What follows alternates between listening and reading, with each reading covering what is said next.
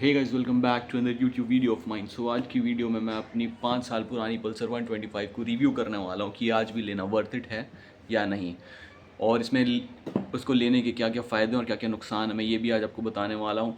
और मैंने इसे बेसिकली 2020 में लिया था और आज 2026 है, तो बेसिकली 5 साल हो रहे हैं क्योंकि ये साल भी कंप्लीट हुआ नहीं है। So let's review this beast.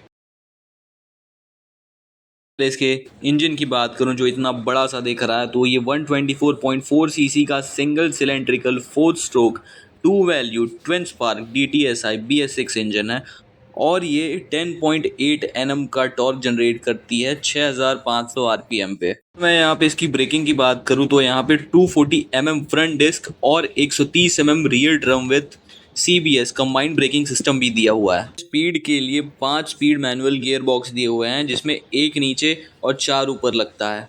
आपको बिग बाइक वाली फील देती है। और इसकी मैं अगर परफॉर्मेंस की बात करूं तो ये सिटी में इसकी जो इंजन है DTSI इंजन, ये बहुत ज़्यादा ही अच्छा बिहेव करती है सिटी ट्रैफिक में भी। और यहाँ पे आपको एक 11.5 लीटर्स का एक मैसिव फ्यूल टैंक भी देखने को मिलने वाला है। पे जो पल्सर का क्लासिक मीटर है वो आपको देखने मिलेगा क्योंकि ये 2020 मॉडल है। बाकी जो लेटेस्ट मॉडल है उस पर आपको डिजिटल मीटर भी देखने मिलेगा और ये आती है किल स्विच के साथ। Let's start this bike. इस पर थोड़ा बैटरी का इशू है, सो किक मारना पड़ेगा।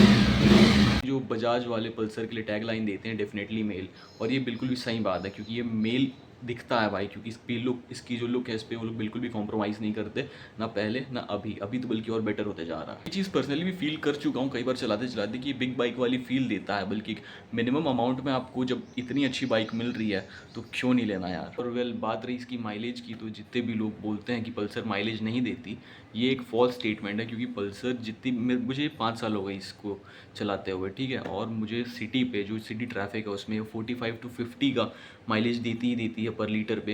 ये चीज़ डिपेंड करता है ना कि आप मेंटेन कैसे करते हो अपनी बाइक को। अगर मेंटेन अच्छे से करोगे तो माइलेज भी अच्छी देगी। और हाईवे रोड पे मुझे 55 टू 60 का रेंज देती है। अगर आप 60 से नीचे चलाओगे इसको स्पीड पे तो आपको ये बहुत अच्छा माइलेज देगी। हाईवे पे 55 टू 60, और अगर सिटी ट्रैफिक पे चलाना है तो आपको 40 से 45 या 45 से 50 की माइलेज तो देगी ही देगी। यहाँ पे स्प्लिट सीट आपको देखने मिल सकती है। पल्सर का जो ओजी लुक है, जो इसको ज्यादा बीस्ट लुक बनाता है, जो इसकी टैग लाइन है डेफिनेटली मेल, ये इसको मॉडर्न लुक के साथ एंगेज करके बहुत ज्यादा ही एक यूनिक और बहुत ज्यादा ही एक बीस्ट लुक देता है इसकी स्प्लिट सीट की वजह से।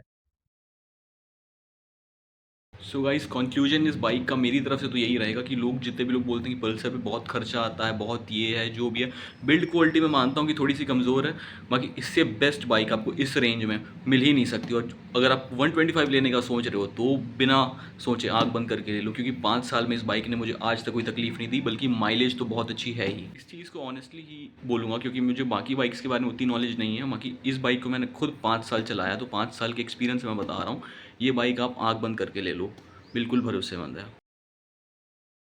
कोई सी भी नई बाइक लेने का सोच रहे हो तो मैं आपको एक चीज़ रिकमेंड यही करना चाहूँगा कि उसको कभी भी स्टार्टिंग के 1 मंथ तक हाईएस्ट आरपीएम पे या टॉप स्पीड उसकी चेक मत करो। एक मिनिमम स्पीड पे चलाओ, एक 30 टू 40 या 50 की मिनिमम स्पीड पे चलाओ, उससे ऊपर मत चलाओ, क्योंकि वो बाइक की इंजन हेल्थ के लिए बहुत ख़राब होती है। फिर आप बाद में बोलोगे कि मेरी बाइक अच्छी नहीं है, ये बाइक अच्छी नहीं है, बट आप उसको स्टार्टिंग में कैसे चलाते हो उस पर उसका पूरा लाइफ स्पैन डिपेंड करता है। अगर आपको एक अपनी लॉन्ग टर्म बाइक की हेल्थ अच्छी चाहिए तो उसको हाईएस्ट आरपीएम पे चलाओ, लेकिन बहुत ही कम चलाओ, बहुत रेयर चलाओ। हाईएस्ट आरपीएम तक तो आप उसको पहुंचने ही मत दो, क्योंकि आप अपनी बाइक की ही हेल्थ को ख़राब कर रहे हो। बहुत सारे लोग यही करते हैं कि जैसे ही अपनी नई बाइक लेते हैं उसको हाईएस्ट आरपीएम पे बहुत बार चलाते हैं और इस चक्कर में उनकी बाइक की हेल्थ ख़राब हो जाती है।